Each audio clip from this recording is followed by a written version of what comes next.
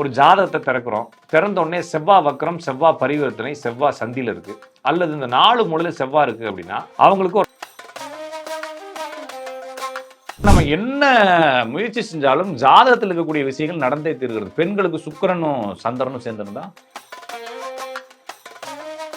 இந்த குரு செவ்வாய் சேர்ந்து இருந்தாலே, குருவுக்கு 5, 9 செவ்வாய் இருந்தாலே எப்ப பார்த்தாலும் மருந்துங்கிறது, எப்ப பார்த்தாலும் அறுவை சிகிச்சை பண்றது மாதிரி ஆயிடுது. ஒரு பெண் ஜாதகத்துல குரு செவ்வாய் சேர்ந்து இருக்குது, அவங்க அறுவை சிகிச்சை பண்ணல அப்படின்னா கண்டிப்பா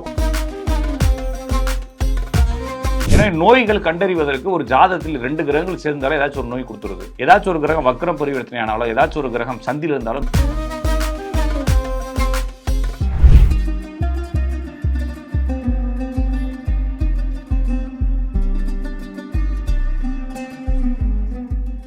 ரியல் ஒன் ஆன்மீகம் நேயர்கள் அனைவருக்கும் வணக்கம். நான் உங்கள் ஜோதிடன் ராஜன் அடிக்காப்பா. மீண்டும் இந்த காணொலி வாயிலாக உங்களை சந்திப்பதில் மிகுந்த மகிழ்ச்சி.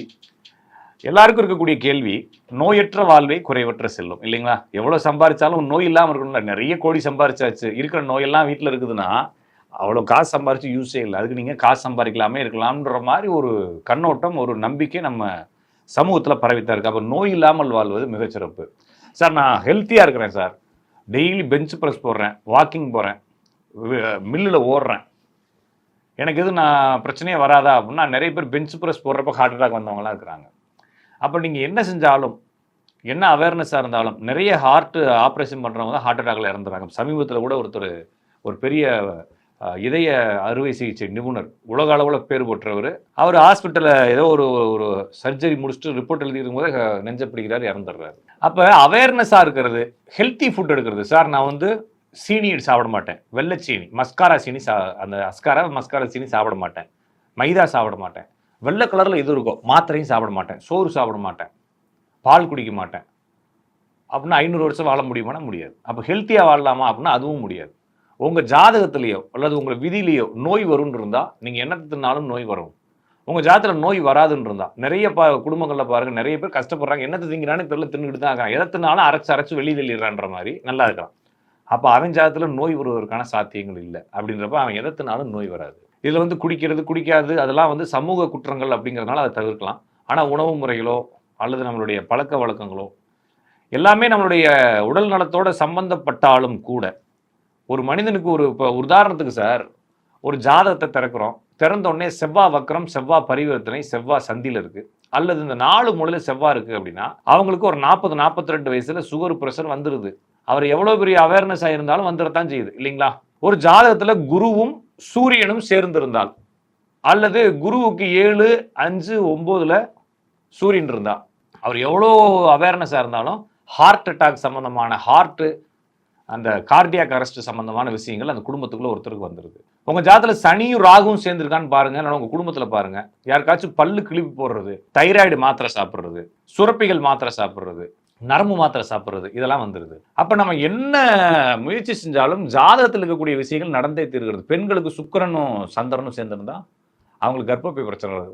ஒரு பையன் ஜாதகத்தை திறக்கிறோம், புதன் வக்ரமாக இருக்கு. சார், உங்கள் வீட்டில் யாராச்சும் தண்ணியில் விழுந்து இறந்தாங்களா சார் அப்படின்னா, ஆமாம் சார், எங்கள் சித்தி தண்ணியில் விழுந்து செத்து போச்சு சார். அப்போ யாருக்கு காது கேட்கறது, இந்த கண்ணில் பிரச்சனைனா என் தம்பிக்கு காது கேட்காது சார், சரியாக கேட்காது, இந்த பக்கம் ஒரு பக்கம் கேட்காது, இந்த பக்கம் வந்து பேசுன்னு சொல்லுவான். அப்போ இவன் ஜாதகத்தில் கூடிய புதன் வக்ரம் என் தம்பியும் கெடுக்குதுன்றப்ப இவனையும் கெடுக்கும் ஒரு நாள் இல்லைங்களா? அப்போ புதன் வக்ரமாக இருந்தால் கம்யூனிகேஷன் சிஸ்டம் எல்லாத்துலையும் இறவு வருது. ஒரு ஜாதகத்தில் சுக்கிரன் வக்ரமோ, சுக்கிரன் பரிவர்த்தனையோ, சுக்கிரன் விளிம்புலையோ இருந்தால் அவங்க எல்லாத்துக்குமே வந்து அழகுபடுத்தக்கூடிய கண்ணு இது எல்லாத்துலேயும் அடி விழுந்துருது. யூரினரி ட்ராக், அந்த பாலுறுப்புகள்னு சொல்கிறோம் இல்லைங்களா, இனப்பெருக்க உறுப்புகள், பெண்களுக்கு வந்து மார்பகங்கள், அப்புறமா வந்து அந்த இனப்பெருக்கம் சார்ந்த உறுப்புகளில் நிறைய தொற்றுகள் வருது. நிறைய பேருக்கு வெள்ளைப்படுதல் எல்லாமே இந்த சுக்கிரன் டேமேஜ் ஆனதுதான். அப்போ நான் எவ்வளோ அவேர்னஸாக இருந்தாலும் என் ஜாதகத்தில் கூடிய சுக்கிரன் டேமேஜ் ஆயிடுச்சு அப்படின்னா, நான் எப்படினாலும் இந்த கர்ப்பப்பை தொற்றுகளுக்கு ஆளாயிடுறேன். ஆண்களாக இருந்தால் சிறுநீரக தொற்றுக்கு ஆளாயிடுறோம். ஒரு ஜாதகத்தில் சூரியன் வந்து உச்சமோ ஆட்சியோ நீசமோ அடைஞ்சிருக்கு, ஆனால் சூரியன் பரிவர்த்தனையோ சந்திலையோ இருக்குது, கண்டிப்பாக அவங்களுக்கு சர்விக்கல் ஸ்பான்டிலைஸ், இந்த பெயின், இந்த சைடு பெயின் இருந்துகிட்டே தான் இருக்கும். அவர் எந்த வேலைக்கும் போகிறதுனால இருக்கும், வேலைக்கு போய் கடுமையாக உழைச்சாலும் இருக்கும். அவர் வேலைக்கு போனதுனால அவருக்கு அந்த நோய் வந்திருக்கு, இவர் வேலைக்கு போகாமல் உட்காந்தனால அந்த நோய் வந்திருக்குன்ற மாதிரி எப்படியாச்சும் அந்த நோயை கொண்டு வந்து கொடுத்துருது.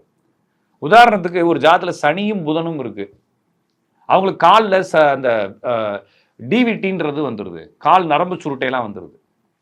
உங்களுக்கு புரியும்னு நினைக்கிறேன். இப்போ ஒரு ஜாதத்தை திறக்கிறோம், திறந்தோடனே அந்த ஜாதத்தில் வந்து சந்திரன் அப்படின்ற கிரகமும் சனி அப்படின்ற கிரகமும் சேர்ந்துருக்கு. அப்போ அவங்களுக்கு நீர் சம்பந்தப்பட்ட நோய்கள் வந்துடுது.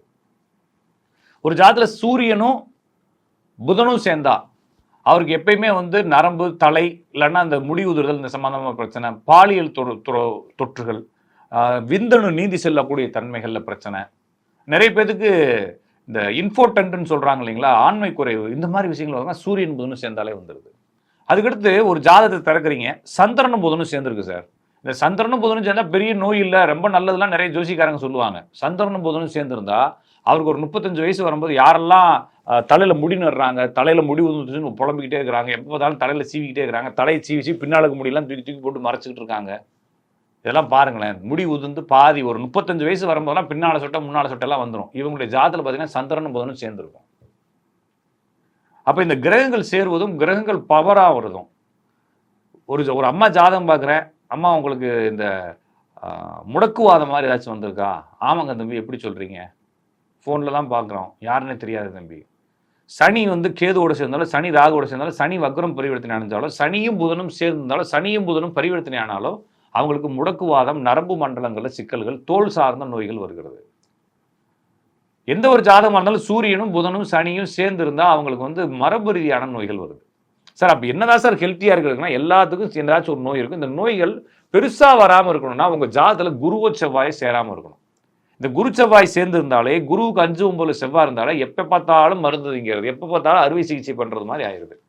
ஒரு பெண் ஜாதத்தில் குரு செவ்வாய் சேர்ந்துருக்குது, அவங்க அறுவை சிகிச்சையே பண்ணல அப்படின்னா கண்டிப்பாக குழந்தை சிசேரியனாச்சும் பிறந்துருது. புரிஞ்சுக்கிட்டீங்களா? எப்படியாச்சும் அந்த இடத்துல ஒரு பிளேடை போட்டு அறுத்துறமே ஆக்கிடுது. அப்போ ஒரு ஜாதகத்தில் செவ்வாய் வக்ரம், செவ்வாய் பரிவர்த்தனை, செவ்வாய் விளிம்பு அல்லது குரு செவ்வாய் இணைவு இது மாதிரி எதுவுமே இல்லாட்டினா அவருக்கு நோய்கள் வந்தாலும் கூட காற்றுல அந்த அப்படியே காற்று மாதிரி கரைஞ்சு போயிடுது.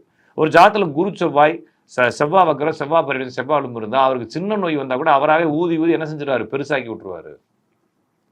இதில் இன்னொரு முக்கியமான விஷயம் சார், என் ஜாதத்தில் 2 கிரகங்கள் பரிவர்த்தனையாக இருக்குது சார். அது எதாவது வேணாலும் இருக்கணும், சூரியன் புதனாக இருக்கணும், சூரியன் சந்திரனாக இருக்கணும், புதன் சூரியனாக இருக்கணும், புதன் குருவாக இருக்கணும், ஏதோ ஒரு 2 கிரகங்கள் பரிவர்த்தனை ஆயிருந்துச்சுன்னா அவர் ஏதாச்சும் ஒரு மருந்து எடுப்பாருங்க.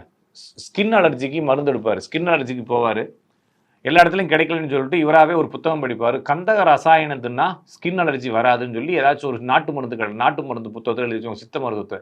இவராக போய் கந்தக ரசாயனம் ஒரு டப்பா வாங்கி உருட்டி டெய்லி திம்பார். கொஞ்ச நாள் கழிச்சு கிட்னியில் வீக் ஆகி போயிடுது, யூரின் போயிட்டே இருக்கும். புரிஞ்சுக்கிட்டீங்களா? யூரியா நிறைய போயிடும், நிறைய வந்து சத்துக்கள் புரோட்டீன் நிறைய போயிடும். அப்போ கந்தக ரசாயனத்தை தின்னு இவராகவே கிட்னியை காலி பண்ணி விட்டுருவார். அப்போ இந்த பரிவர்த்தனை கிரகங்கள் இருந்தால் நீங்களாம் மருந்து எடுக்காதீங்க. அது ஓவர் டோஸ் மருந்தெல்லாம் யார்கிட்டையுமே எடுக்காதீங்க. ஒரு மருத்துவர்கிட்ட போனால் கூட அவர் ஓவர் டோஸ் கொடுத்தா சார் என் உடம்பு தாங்காது. ஒருத்தர் இதே மாதிரி ஒருத்தருக்கு செவ்வாயும் சந்திரனும் பரிவர்த்தனை, குரு வந்து ஒரு கிரகத்துக்கு பக்கத்தில் விளிம்புழவை நிற்கிது, அவருக்கு குடல் சார்ந்த தொற்றுகள் இருக்குன்றது விதி. நான் கேட்குறேன் சார், குடல் சார்ந்த தொற்றுகள் இருக்கா, ஏதாச்சும் மருந்து இருந்து தின்னு ஓவர் டோஸ் ஆகி போச்சான்றப்ப என்ன சார் கேட்குறீங்க, மருந்து சாப்பிடல சார், எனக்கு தெரிஞ்ச ஒருத்தர் சார், எனக்கு வயிறு ஒரே பிரச்சனையாக இருக்குது, சாப்பிட்டு கொஞ்சம் நேரத்தில் இப்படி அப்படியே நெஞ்செல்லாம் எரியுதுன்னு சொல்லி ஏப்பம் விட்டா ஒரு மாதிரி இருக்குன்னு சொன்னேன். உடனே வந்து அவர் என்ன சொன்னார்னா, டெய்லி இஞ்சி சாறு குடிங்க 48 நாள் சூப்பராகிருன்னு சொல்லி அவராகவே அரைச்சி கொடுத்தாரு. 48 நாள் குடித்தேன் சார், மொத்தமும் வாழ்க்கையே போச்சு சார். இப்போ நான் அதை குடிச்சு 12 வருஷம் ஆச்சு. 12 வருஷமாகவும் எனக்கு வயிறில் வலி இருந்துக்கிட்டே இருக்கும், தண்ணி கூட குடிக்க முடியாது, எரிச்சல் இருக்குது. டாக்டர்கிட்ட கேட்டாங்கன்னா மொத்த குடலும் வெந்து போச்சு, உனக்கு ஒன்றுமே செய்ய முடியாதுங்கிறாங்க. அப்போ இவர் அந்த ஆள் அது இஞ்சி சாரை குடிக்காமல் சாதாரண எதையாச்சும் தின்னு ஏதாச்சும் மாத்திரை எதிர ஜெலிசில் குடிச்சிருக்கணும். இல்லாட்டினா இதுலேயே நம்ம வந்து இந்த வெண்பூசணி சாறு, சுரக்காய் சூப்பு இதெல்லாம் குடிச்சிருக்கலாம். இவர் நேரம் பார்த்தீங்கன்னா இவருக்கு அந்த பரிவர்த்தனை வந்து அந்த இஞ்சி சாறு, எல்லாரும் இஞ்சி சாறு குடிக்கிறாங்க, யாருக்கு ஒன்றும் ஆகலாம். ஆனால் தொடர்ந்து இஞ்சி சாறு குடிக்கிறவங்களுக்கு பிரச்சனையாக இருக்குது. அதுவும் வந்து உங்கள் ஜாதத்தில் பரிவர்த்தனை இருந்து இந்த மாதிரி இதெல்லாம் ஓவர் டோஸ் ரொம்ப காட்டான மருந்தெல்லாம் குடிச்சிங்கன்னா பெரிய பிரச்சனையாக்கி 15-20 வருஷம் நோயாக்கி விட்டுரும். ஏன்னா நோய்கள் கண்டறிவதற்கு ஒரு ஜாதத்தில் 2 கிரகங்கள் சேர்ந்தாலும் ஏதாச்சும் ஒரு நோய் கொடுத்துருது. ஏதாச்சும் ஒரு கிரகம் வக்ரம் பரிவர்த்தனை ஆனாலும், ஏதாச்சும் ஒரு கிரகம் சந்தியில் இருந்தாலும் நோயை கொடுத்துருது. இதெல்லாம் நீங்கள் பார்க்கறதுக்கு முன்னால் பொதுவாக இந்த மாதிரி நோய் வந்துச்சுன்னா மருத்துவத்தை இப்போ நாடுவது தான் சிறப்பு. நீங்கள் போய் கோயிலுக்கு போகிறேன், பஞ்சாயத்து இது பரிகாரம் பண்ணுறேன்னு சொல்லி காலத்தை விரயம் பண்ணாமல் எந்த நோய் வந்தாலும் உடனே டாக்டரை பாருங்கள், உடனடியாக சரி செஞ்சுக்கலாம். நான் சொன்ன மாதிரி பரிவர்த்தனை கிரகம் தான் ஓவர் டோஸ் மருந்து எடுக்காமல் இருப்பது சிறப்பு. இதுபோல் நிறைய தகவலுடன் அடுத்த வீடியோவில் உங்களை சந்திக்கும் வரை உங்களிடமிருந்து விடைபெறுவது உங்கள் அன்பு ஜோதிடன் ராஜநாடி காப்பா.